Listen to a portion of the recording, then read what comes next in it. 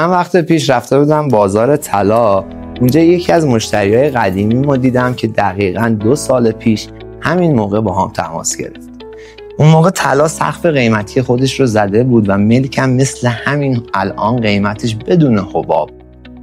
یادم اون موقع طلا فروشا به خاطر یه قانون مالیاتی عملاً دست از کار کشیده بودن و اعتصاب کرده بودن. بهش گفتم الان وقت ترسیدن و اعتصاب کردن نیست.